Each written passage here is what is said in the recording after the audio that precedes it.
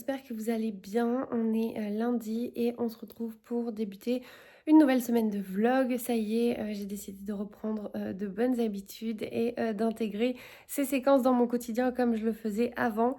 Je vous prends du coup à moitié sur un coin de table, enfin pour être exact sur un coin de mon canapé pour vous parler de ma nouvelle lecture en cours qui est donc Un calme blanc de Ragnar Jonasson aux éditions La Martinière. Il s'agit donc du nouveau roman de l'auteur, enfin le nouveau, en tout cas le dernier qui est sorti. D'ailleurs, je me rends compte qu'il y a un petit souci d'impression, je pense, puisque le N, il est vraiment en bout de page. D'ailleurs, il est un peu coupé.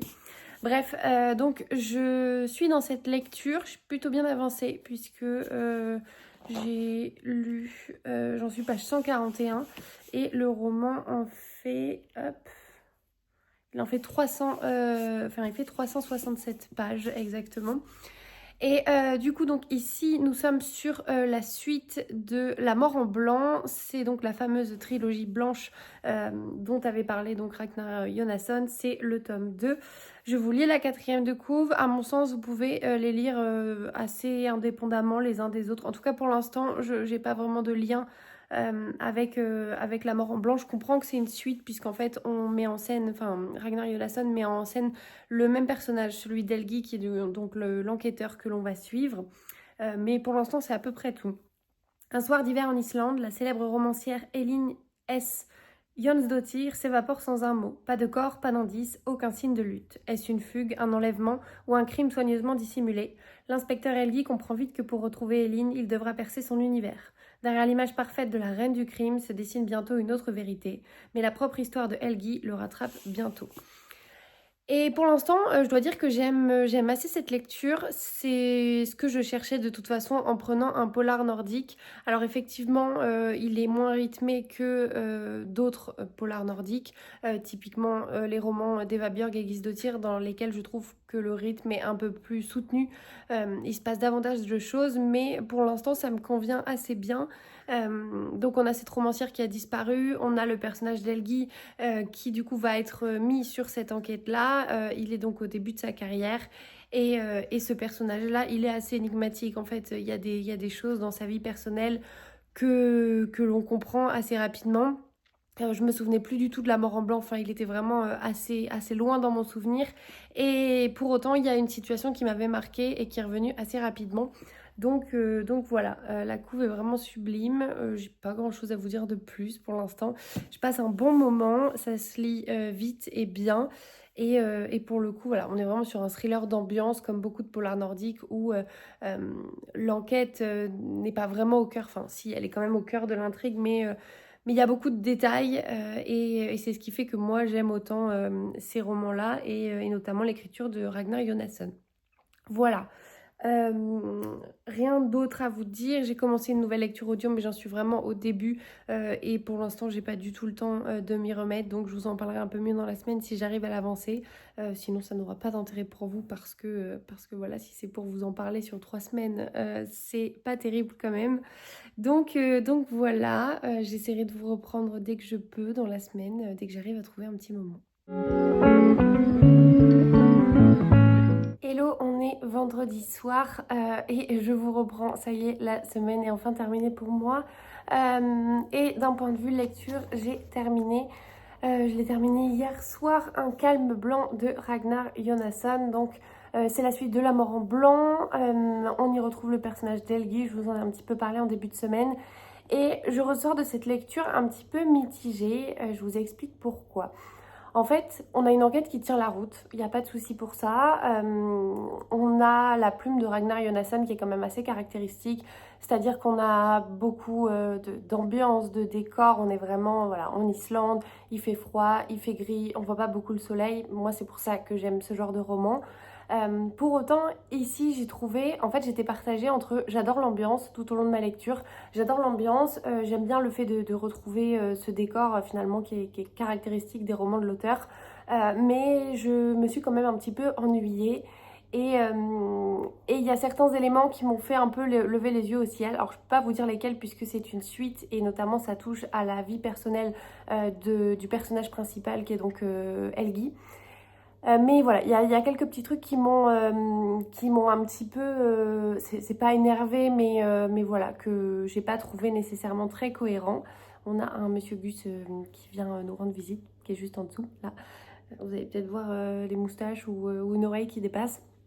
Et bref, donc dans cette histoire, on suit donc bien sûr Helgi qui va enquêter sur la disparition d'une autrice à succès.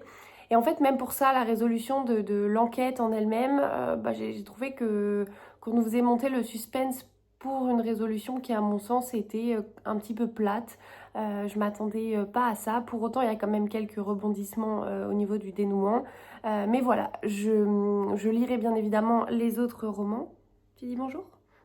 Je lirai les autres romans de l'auteur et notamment la suite quand elle sortira.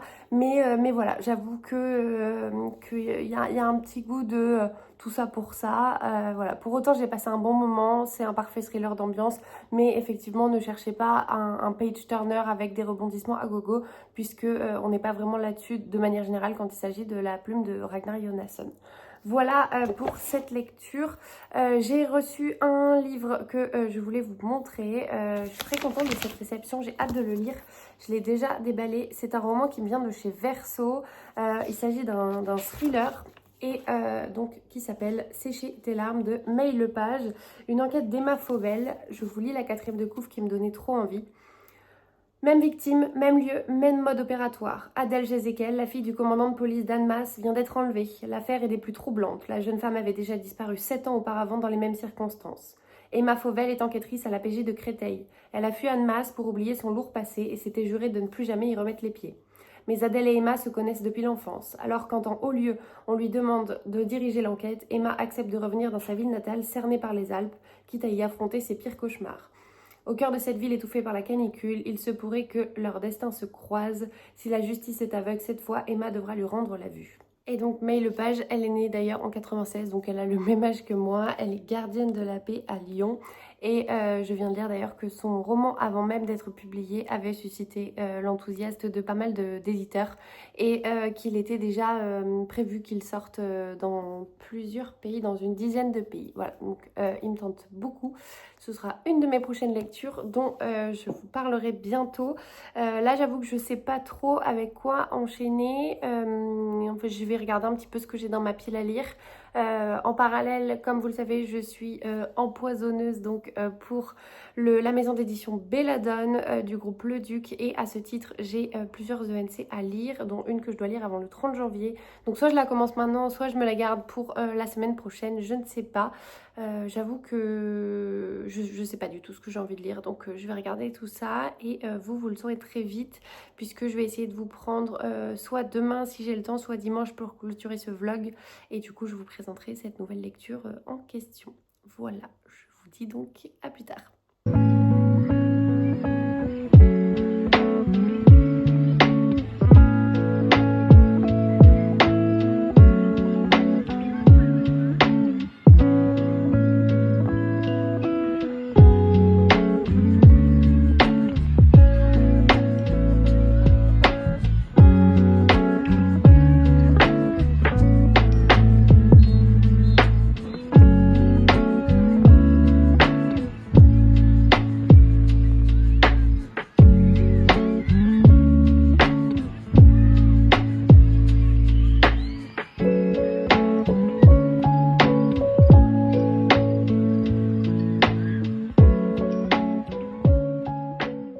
Hello, j'espère que vous allez bien. On est mardi en fin de journée, il est 17h45, je viens de rentrer et du coup je voulais vous faire un petit point lecture parce que je sais plus la dernière fois que je vous ai pris.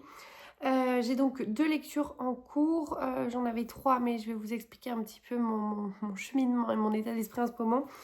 Donc j'ai pris une première lecture audio qui n'est autre que le tome 1 de la saga des McCoy qui s'appelle L'Ogre et le Chardon. C'est une saga, bon je pense que vous en avez au moins entendu parler une fois dans votre vie, si vous êtes sur Instagram, sur YouTube, etc. C'est une saga dont j'entends beaucoup de bien depuis des années. Et je sais pas pourquoi ça me tentait pas du tout jusqu'à ce que je commence un petit peu à lire de la romance. Et franchement, sur les conseils des filles qui m'ont vraiment toutes vendu cette saga, Claire d'ailleurs notamment du conte Le Coin Lecture de Claire, enfin Claire je vous la présente plus, Claire qui donc a découvert cette saga assez récemment et je me fie quand même beaucoup à ses goûts et au goût de mes copines, donc voilà, tout le monde a adoré. Je m'étais procuré les tomes 1 et 2 et donc j'ai commencé ce tome 1, je l'ai pris en audio parce que du coup cette semaine et la semaine prochaine je suis toute seule, mon conjoint n'est pas là et donc je vais pas dire que j'ai plus de temps parce que mes journées sont quand même assez rythmées, on va dire ça comme ça. Pour autant c'est vrai que du coup le soir étant donné qu'il est pas là, je peux plus facilement écouter un livre audio là où quand on est deux, bon je le fais, ça m'arrive mais c'est quand même plus rare. Donc voilà, donc je l'ai pris en audio. C'est un tome 1, je vous lis la quatrième de couve. Et si les clans d'Écosse n'avaient jamais disparu, et s'ils continuaient à diriger les Highlands à l'insu du reste du monde? Quand Phaedra arrive à Édimbourg pour respecter les dernières volontés de son père, elle se retrouve malgré elle entraînée dans un univers de traditions et de querelles sanglantes qui lui est inconnu. Recueillie par Caleb, chef du clan McCoy, elle se révèle bientôt être une pièce maîtresse sur l'échiquier du pouvoir. Et pour l'instant, j'aime bien, mais il y a un mais dans la mesure où... alors, on m'avait prévenu, et je pense que j'avais totalement oublié cette sorte de mise en garde. On est sur, en tout cas peut-être au début, a priori ça s'améliore au fur et à mesure des tomes. On est quand même sur quelque chose d'assez hard dans la mesure où, je m'explique, forcément qui dit clan dit vraiment retour à de très lointaines périodes de l'histoire. En l'occurrence ça se passe dans notre société, hein. Ça se passe de nos jours, en tout cas de ce que je comprends. Mais on va dire que j'ai l'impression qu'on a fait un bond de 50 voire 100 ans en arrière, pour pas dire plus même, au niveau du patriarcat. En fait, on suit Fed, qui est donc une jeune femme qui arrive en Écosse et très vite, elle va se retrouver mêlée à des histoires de clans. Clairement, l'idée que vous pouvez avoir des clans d'Écosse à la Outlander, on va dire ça comme ça, mais de nos jours. Sauf que le bon vieil écossais un peu rustre de l'époque de nos jours, bah, c'est quand même un niveau assez élevé dans la mesure où voilà, la femme elle est réduite à se taire, appartenir à un homme et donc au début ça fait un peu bizarre. Franchement je vais pas vous cacher qu'il y a certaines phrases où je me suis dit mais comment c'est possible, et donc on suit quand même le personnage de Fed qui essaye de dénoncer un petit peu cette situation et parfois elle a des réactions du style non mais faudrait vraiment que vous évoluiez parce que là c'est pas possible d'avoir encore cette mentalité là. Mais pour autant, on est quand même un peu dedans. Donc voilà. Donc il y a certains passages pour l'instant qui me font lever les yeux au ciel. Ce côté un peu trop cliché en fait de la jeune fille, totalement soumise et en admiration devant ces hommes du clan, et à l'inverse ces gros bonhommes tout poilus et très autoritaires.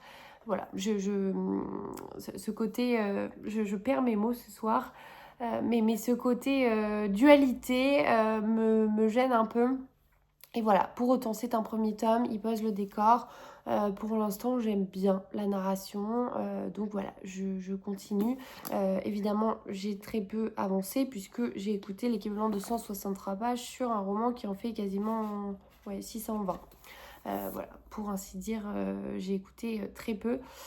Donc je vais poursuivre ma lecture et je vous ferai un retour quand j'aurai davantage avancé, mais je voulais quand même vous donner mes premières impressions, à savoir que j'aime bien, mais pour l'instant il y a quelques petits trucs qui me dérangent, en tout cas qui me dérangent suffisamment pour ne pas tout à fait comprendre l'énorme engouement, mais encore une fois c'est peut-être parce que j'en suis au début. Donc ça c'est ma lecture audio, j'ai voulu commencer une nouvelle lecture au format papier et en fait j'ai lu 3 chapitres et je suis totalement passée à autre chose. Pour autant je pense que ce sera une excellente lecture, juste je me suis rendu compte que j'avais pas du tout envie de lire ça. J'ai commencé L'Enclave de Nicolas Druard qui est un de mes auteurs favoris, je vous en parle à chaque sortie et à peu près chaque année. L'Enclave c'est un roman qui est sorti il y a un certain temps quand même, puisque si je ne dis pas n'importe quoi, oui c'est ça. En fait, il est sorti avant Cinabre et Cinabre a été pris de l'embouchure 2021, pour vous dire. Donc, je pense qu'il est sorti en 2021, a priori. Je vais vous dire ça. Est-ce que Nuit Blanche est sorti en 2018 ? Jeu de dames en 2019. Son dernier thriller Synapse vient de paraître et donc celui-ci est sorti entre les deux, donc peut-être en 2020. Sachant que je crois que Nicolas Druer écrit un roman par an. Enfin, en tout cas, je sais pas s'il écrit un roman par an, mais il y a un roman par an qui paraît 2021 en poche. Donc c'est ça. Il a dû sortir en 2020 en grand format. Et je sais que je vais me régaler avec cette histoire, mais je pense que j'avais pas envie d'un thriller, j'avais envie de quelque chose de plus léger. Est-ce que c'est parce que je passe 2 semaines toute seule et que je n'ai pas envie d'avoir peur le soir dans le noir? Je n'en sais rien honnêtement. Mais voilà, j'avais envie d'un peu plus de légèreté et franchement, là vraiment, je pense qu'on pouvait difficilement faire plus léger. Mais sachez que je me régale. J'ai commencé le tome 2 de Campus Driver et j'ai plutôt d'ailleurs très bien commencé puisque j'en suis à la moitié, tout pile. J'en suis page 256 pour un roman qui fait 506 pages. Voilà. C'est franchement je vais pas vous en parler parce que du coup d'un c'est une saga, de deux on est sur de la romance universitaire. Vraiment, si vous me suivez depuis des années, vous devez bondir de votre siège en voyant que j'ai changé, enfin en tout cas j'ai élargi mes horizons en termes de goût. Mais voilà, mais franchement je passe un très bon moment. Cette couverture bon, est toujours aussi affreuse d'après moi, encore une fois c'est un avis personnel, hein. Mais vraiment j'ai beaucoup de mal.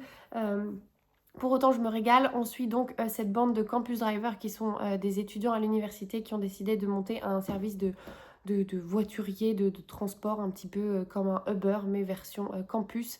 Et donc, ce sont 5 garçons, je sais plus.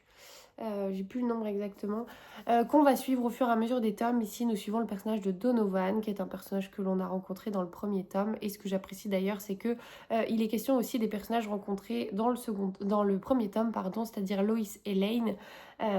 C'est un jeu de mots et c'est volontaire. Et en fait, on les retrouve vraiment en tant que personnages secondaires, mais ils gravitent quand même autour de nos personnages principaux, à savoir Donovan et Carrie ici. Voilà, je vous en dis pas plus, je vous lis pas la 4e de couve, mais sachez que je me régale et que franchement, j'ai qu'une envie, c'est retourner à cette lecture. Parce que voilà, c'est léger, ça fait du bien, il y a beaucoup d'humour et c'est ça qui m'avait plu aussi sur le premier tome.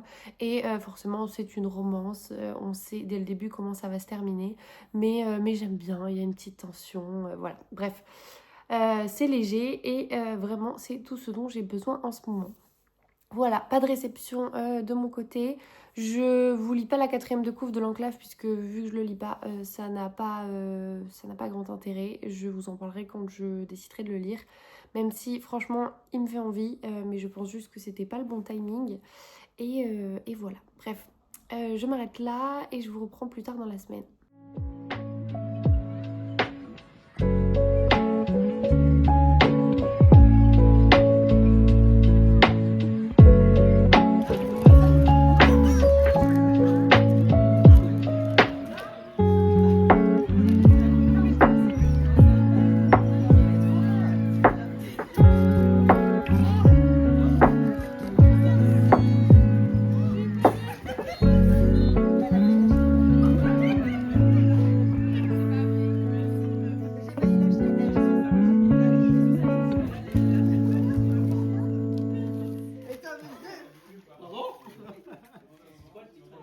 J'espère que vous allez bien. On est mercredi après-midi.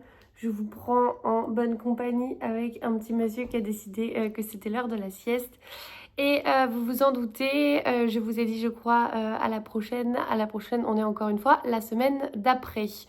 Je crois que décidément ce début d'année va être assez compliqué pour moi pour trouver un rythme dans ces vlogs. Pour autant, c'est pas très grave dans la mesure où je n'ai pas filmé. En revanche, j'ai quand même beaucoup lu. Et donc le premier roman dont je voulais vous parler, même si j'en ai déjà un petit peu parlé la semaine précédente, c'est le tome 2 de Campus Driver que j'ai terminé. Et franchement, j'ai adoré cette lecture. Vraiment, ce tome 2, il est dans la même veine que le premier. On est sur la même ambiance. Les personnages sont tout aussi attachants. La tension entre eux et la romance entre eux vraiment est aussi bien élaborée. Et voilà, j'ai passé vraiment un très bon moment. Cette lecture, c'est la deuxième fois cette saga, c'est la deuxième fois qu'elle me surprend, dans la mesure où quand j'ai ce genre de livre entre les pages, et notamment les 2 tomes de cette saga que j'ai lus jusqu'ici, en fait vraiment je commence et je pourrais ne pas m'arrêter. C'est-à-dire que ça faisait vraiment assez longtemps que je m'étais pas couchée le soir à des heures, on va dire, plutôt tardives, sachant que généralement je suis plutôt une manie. Justement pour pouvoir avancer dans cette lecture parce que je ne vois pas le temps passer et donc je me régale. C'est quand même alors c'est pas des pavés du tout, mais on est sur des livres de 500 pages que j'ai lus en 2 jours. Voilà, comment vous dire que 250 pages par jour, et là je ne parle que de papier, je ne les ai pas pris en audio, ce qui parfois me fait justement aller un peu plus vite. Donc voilà, vraiment je vous conseille cette saga. J'ai le tome 3 dans ma palle et je vais clairement ajouter le 4, 5, le 4 et 5, parce que je crois qu'il n'y en a que 5, à ma wishlist parce que franchement, valeur sûre. Suite à cette lecture, j'ai voulu donc enchaîner sur un roman que j'avais acheté l'année dernière et que j'avais acheté justement un peu sur un coup de tête. J'ai pris les 2 premiers tomes. J'ai nommé Dawn and Dusty de Lila Sage aux éditions J'ai lu. On est ici sur un grand format, hein. Il est à 18,90 et nous sommes ici sur une romance, mais pas n'importe quelle romance, puisque cette romance se passe dans un environnement un petit peu western, un petit peu cowboy ranch, etc. On est sur, je crois que c'est un nom, c'est pas de la co-romance, un truc comme ça, mais je crois qu'on n'en est pas très loin. Bref, la saga s'appelle Rebel Blue Ranch et donc ici nous sommes sur le tome 1 qui s'appelle, comme je le disais, Dawn and Dusted. Le second tome s'appelle Swift and Saddled, je crois, un truc comme ça. J'arrive pas à lire d'ici, mais il est derrière moi. Et ici donc, comme je le disais, nous sommes sur une romance qui va se passer dans le Wyoming. Oui, dans le Wyoming, à Middle Lark, et nous sommes dans un ranch. Je vous lis la 4e de couve, ce sera sûrement plus parlant. Pour la première fois de son existence, Amy Ryder, championne de barrel racing, est perdue.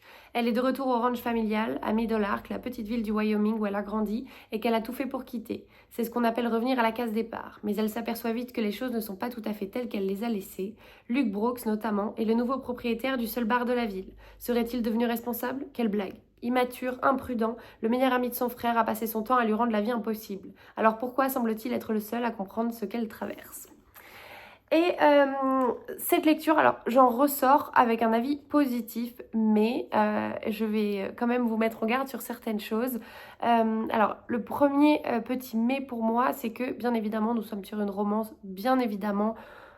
Sur les romances en général, on commence l'histoire en sachant très bien comment ça va se terminer, c'est-à-dire que les personnages se détestent, ils vont finir ensemble, le fameux trope enemies to lovers dont on parle assez régulièrement.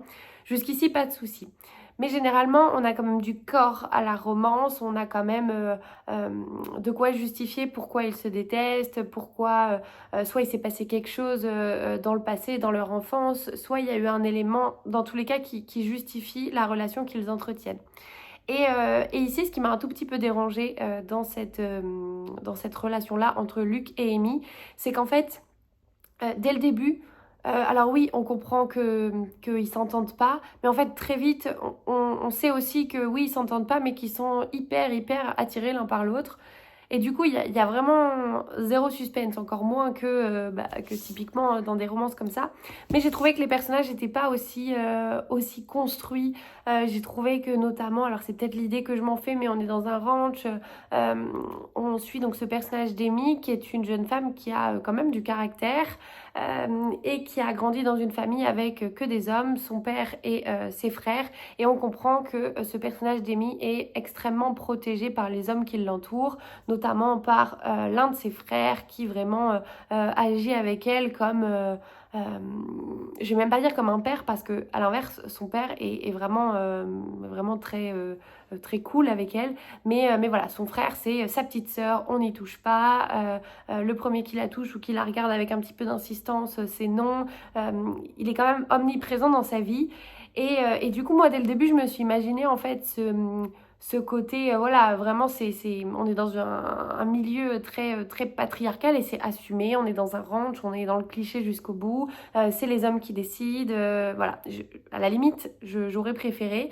Mais en fait, très vite, on a du coup ce côté avec Luc qui pourtant incarne la virilité au sens où moi je l'imaginais dans ce roman-là, pas au sens où moi je l'imagine dans la vie, hein, évidemment. Et, euh, et pour autant, en fait, Luc, il va avoir des réflexions qui, pour moi, ne collent pas du tout avec son personnage. En fait, très vite, il est tombé, je vais pas spoiler, mais euh, très vite, il éprouve des émotions où on se dit tout doux garçon quoi. Enfin, ça va bien se passer. Il n'y a pas trop de, il y a pas trop de nuances. Et je trouve que du coup, ça arrive assez vite et en fait assez rapidement. Les deux personnages passent du je te déteste à je crois que je t'aime et je ne peux plus me passer de toi. Voilà, c'est juste un petit peu ça d'un point de vue rythme. Pour autant, et alors l'autre chose qui m'a un peu gênée quand même, c'est que il y a vraiment beaucoup de smut de scènes de sexe. Et en l'occurrence, elles sont vraiment pas subtiles, quoi. Elles sont vraiment... Moi, j'ai passé quelques pages en me disant, c'est bon, je pense que j'ai compris l'idée. Et pour autant, ça m'arrive de lire des romans. Enfin, franchement, je peux pas vous dire que ça, il soit question que de romance. Non, évidemment, il est question aussi de ce genre de scène. Mais je trouve que vu que les personnages ont plus de corps, pour moi, ça me paraissait un petit peu plus crédible. Là, vraiment, j'avais l'impression que c'était sur des pages et des pages entières. Alors, ça met un petit peu de temps à arriver. Par contre, quand c'est là, franchement, vous pouvez pas les louper. Et voilà, c'est ces deux petites choses-là qui m'ont fait tiquer. En revanche, ce que j'ai vraiment beaucoup aimé dans ce roman, et tant mieux puisque j'ai la suite dans ma palle, c'est l'univers autour du ranch, l'univers autour de la famille d'Amy qui est donc la famille Ryder. On comprend que c'est une famille assez importante dans l'histoire de leur village, enfin de leur ville même, oui, de leur ville, qui est Middleark. On comprend que voilà, tout tourne autour un petit peu de cette famille, que c'est des gens bien, qui ont aidé les autres. Enfin bref, je n'en dis pas plus. Mais j'ai vraiment aimé ça et du coup je suis contente que la saga en fait tourne non pas autour du personnage d'Amy ou de Luc, mais tourne autour de Rebel Blue Ranch, qui est du coup le ranch familial. Voilà, je suis désolée, vous avez ma machine à laver en fond, mais je ne peux pas faire autrement. Pourtant, les portes sont fermées.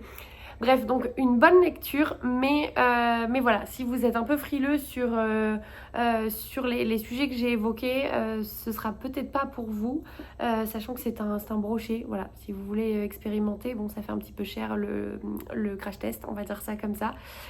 Mais voilà, moi en tout cas, j'ai passé un bon moment, je lirai la suite avec plaisir. Mais c'est vrai que voilà, du coup j'ai lu la quatrième de couve de la suite et qui a donc une couverture violette et non pas bleue comme celui-ci.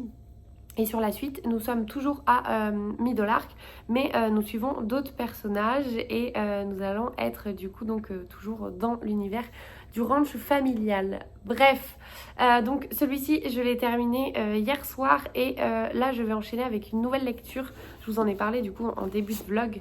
Je vais enchaîner avec Sécher tes larmes de May Lepage paru chez Verso. Parce que déjà d'un, il me fait extrêmement envie et ce depuis sa réception. Et de deux, parce que je me suis rendu compte en discutant avec les filles ce week-end, avec qui donc notamment je vais au Quai du Polar en avril, que l'autrice serait présente. Et donc si je peux aller lui faire dédicacer ou au moins la rencontrer pour discuter de son roman, ce serait quand même chouette. Puisque je vérifie, il n'est pas dédicacé. Voilà. Donc je vous relis pas la quatrième de couve parce que je vous l'ai présentée dans ce même vlog, mais je vous en parlerai quand j'aurai débuté cette lecture. Et c'est à peu près tout pour mes lectures en cours ou commencées. En revanche, comme vous l'avez peut-être compris dans les images précédentes, le week-end dernier, j'étais à Bordeaux à l'occasion d'un week-end entre copines, donc avec la fameuse team que vous voyez maintenant tout le temps, qui est donc composée de Matou, Alizé, je vais vraiment toutes les citer, Lily, Pascal, Violette et Claire, on va dire sur le noyau bordelais, et on a ponctuellement avec nous Juliette et Morgane. Et bref, donc on s'est retrouvés avec les filles. L'objectif c'était de se faire un week-end avec nos conjoints aussi. Bon, il trouve que le mien n'était pas là puisque ça tombait assez mal. Mais ça nous a permis de se retrouver, ça nous a permis d'offrir leur cadeau d'anniversaire à certaines qu'on n'avait pas vues depuis, puisqu'on s'était vues la dernière fois en novembre. et surtout de s'offrir nos cadeaux de Noël, puisqu'avec avec la team des Bordelaises, on va dire, donc avec Matou, Alizé et Claire, on se fait régulièrement des cadeaux pour Noël. Et donc là, les filles ont été plutôt généreuses puisque j'ai récupéré donc les cadeaux de Matou et de Claire que l'on n'avait pas fait avant. Et voici les 4 cadeaux. Je vais passer assez rapidement dessus, mais c'était 4 romans que j'avais dans ma wishlist. Le premier que j'ai reçu de Claire, c'est Je suis Romane Monnier, le nouveau roman de Delphine de Vigan aux éditions Gallimard. Vraiment, c'est une autrice qui s'est hissée dans les sorties que j'attends vraiment le plus chaque année. Ça va avec des Karine Thuil, avec des David Fuenquinos. D'ailleurs, je vous dis ça, mais j'ai reçu le dernier Karine Thuil et je ne l'ai toujours pas lu. Bref, il doit être quelque part par là, derrière. Donc, je vous lis la 4e de couve que je vais découvrir avec vous parce que vraiment, c'est une autrice à qui je fais confiance. Vraiment, je peux y aller les yeux fermés. Les gens ne comprennent pas, ils pensent que j'exagère, mais en fait, je cherche quelque chose qui a disparu, quelque chose de pur, de limpide, qui n'existe plus. Qui est Romane Monnier? D'elle, il ne reste qu'un téléphone portable, des notes, des messages, des souvenirs, des enregistrements, autant de traces confiées à un inconnu, un samedi soir dans un bar. Voilà, franchement, j'ai hâte de voir ce qu'il en ressortira. Je suis assez perplexe et c'est bien pour ça que justement j'arrête de lire les 4e de couve de Delphine de Vigan parce que très souvent elles me font pas particulièrement envie et celle-ci vraiment pour ne rien vous cacher n'y échappe pas. Mais je sais que normalement c'est une histoire qui saura m'emporter et donc je pense que je le lirai. Je le lirai quand même assez rapidement. L'autre roman, on part donc dans la même veine de la romance. Là, je reviens un peu en arrière. On part sur du Emily Henry aux éditions Hauteville avec Funny Story, qui est donc son dernier roman en date qui est sorti en grand format pour l'instant, puisque il y en a un nouveau qui va sortir qui devrait s'appeler Book Lovers et que j'ai d'ores et déjà rajouté à ma wishlist. Je vous lis la 4e. Daphné adorait la façon dont son fiancé Peter racontait leur histoire, leur coup de foudre, leur retour dans sa ville natale au bord du lac, jusqu'à ce qu'il ajoute un chapitre final inattendu. Il était en fait amoureux de sa meilleure amie d'enfance, Petra. C'est ainsi que Daphné se retrouve en colloque avec Miles, l'ex de Petra, qui vient lui aussi de se faire larguer. Ils n'ont rien en commun, sauf un cœur brisé, une bonne dose de rancœur et une idée folle, s'afficher en couple pour semer le trouble. Tout est faux, bien sûr. Aucune chance que Daphné oublie la mort de sa vie avec ce mec qui porte des crocs et écoute des balades déprimantes toute la journée. Ce serait ridicule, non? Voilà, franchement, elle me fait trop envie. Vraiment, le genre de lecture un peu légère qui fait du bien. Et ensuite, 2 romans, un qui était dans ma wishlist, un qui ne l'était pas du tout. Mais franchement, je me suis demandé comment j'avais pu passer à côté en lisant la 4e de couve. Donc, Beautiful Ugly, avec mon superbe accent anglais. Donc ici, je vous lis la 4e. Grady Green, auteur à succès, pense vivre le plus beau jour de sa carrière. Mais alors qu'il appelle sa femme Abby, journaliste intrépide, il l'entend freiner, sortir de voiture, puis plus rien. Sur place, Abby s'est volatilisée. Voiture, téléphone, fish and chip sur le siège passager, tout est là, sauf elle. Un an plus tard, toujours hanté par ce mystère, Grady se retire sur une île écossaise, isolée pour écrire. Mais dans ce décor lugubre et brumeux, quelqu'un semble décidé à le terroriser en glissant d'anciens articles d'Abby sous sa porte. Il jurerait avoir aperçu le sosie parfait de son épouse disparue. Hallucination, manipulation ou vérité enfouie, et si Abby ne lui avait pas tout dit? Voilà, il me fait beaucoup trop envie. L'autrice, donc, c'est Alice Finney, je ne vous l'ai pas dit, qui avait écrit notamment Lui et moi, qui d'ailleurs est adapté en série Netflix. Je crois que c'est Is and Her, un truc comme ça. Moi, j'avais lu Lui et moi, j'ai pas regardé la série Netflix et j'en garde un bon souvenir. Donc, franchement, je fais toute confiance d'ailleurs à la collection Hauteville Suspense, puisque jusqu'ici, je ne suis pas déçue. C'est notamment les éditeurs de Lisa Jewell. Et enfin, le dernier, celui-ci était dans ma wishlist puisque j'avais envie de découvrir l'autrice qui sera présente elle aussi au Quai du Polar. Il s'agit de Matrice de Céline Dangean, que j'ai donc au format pocket. En plein mois de décembre, une terrible tempête se déchaîne sur les Pyrénées. Sous la pluie battante, une jeune femme enceinte est percutée par une camionnette. Sympa. Avant de mourir, elle murmure quelques mots en anglais. Save the others. Qui est cette femme? Que cherchait-elle à fuir? Et qui sont ces autres qu'il faudrait sauver? Les gendarmes Louise Comon et Violaine Menou se lancent dans une enquête hors norme. Au fil de leurs investigations se dessine la piste d'un trafic extrêmement organisé. Dès lors, les enquêtrices comprennent que l'horloge tourne pour d'autres femmes, sans doute prisonnières quelque part et dont la vie ne tient plus qu'à un fil. vous laisse avec ça. Voilà, je voulais quand même prendre le temps de vous parler de tout ça.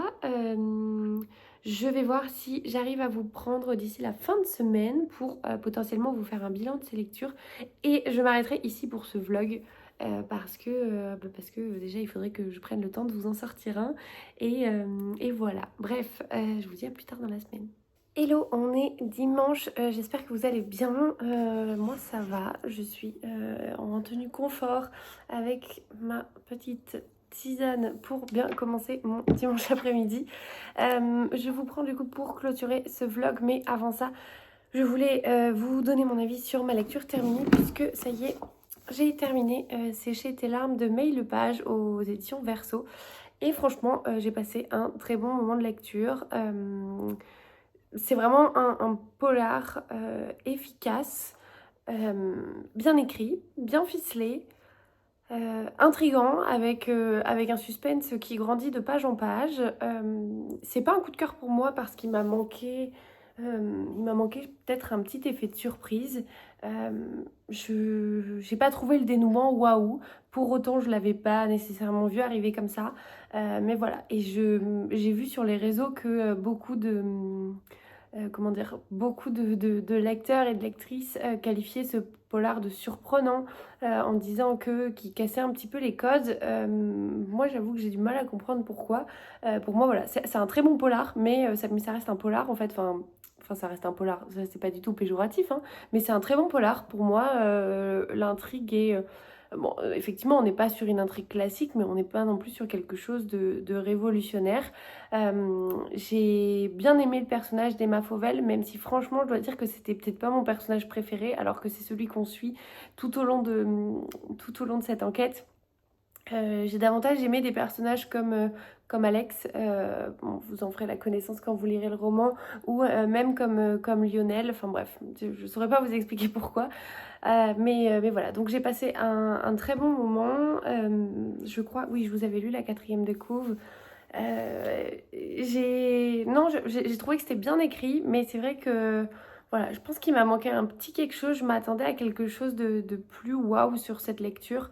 J'en avais beaucoup entendu parler. C'est une sortie qui avait fait quand même un petit peu de bruit et je m'attendais à quelque chose de plus original, on va dire ça comme ça. Pour autant, ça reste très efficace. Comme je le dis, c'est bien écrit. L'autrice, elle nous amène là où elle a envie de nous amener. On est à la fois, enfin oui, on est au cœur d'Annemasse. Non, j'ai pas grand chose à dire de plus. J'ai passé un bon moment de lecture et voilà. Donc si l'intrigue vous tente, franchement, allez-y. Et surtout, c'est un premier roman, donc à mon sens, c'est quand même ça qu'il faut souligner. C'est un premier roman donc de May Lepage, May Lepage qui a mon âge, qui est née en 96, qui est policière, mais ce roman, elle a mis plus de 5 ans à l'écrire et elle a débuté son écriture avant même d'être policière. Voilà, je trouve que c'est quand même important de le savoir aussi. Et je crois, j'avais vu passer une vidéo sur les réseaux sociaux disant qu'elle l'avait réécrit un nombre assez important de fois avant d'avoir cette version qu'elle jugeait satisfaisante. Donc c'est dire si c'était une histoire qu'elle portait quand même très personnellement. Bref, voilà, je voulais vous donner mon avis sur cette lecture. J'ai acheté du coup 3 livres hier, mais je pense que je vous les montrerai dans le prochain vlog. Je m'arrête ici pour, je vais pas dire cette semaine, mais pour ce vlog. J'espère que vous avez passé un agréable moment en ma compagnie, que vous avez trouvé de nouvelles suggestions de lecture, que vous êtes content aussi peut-être de me retrouver sur YouTube. En tout cas, je l'espère. De mon côté, comme toujours, je vous souhaite une merveilleuse semaine, de très chouettes lectures, de belles découvertes et je vous dis à la prochaine.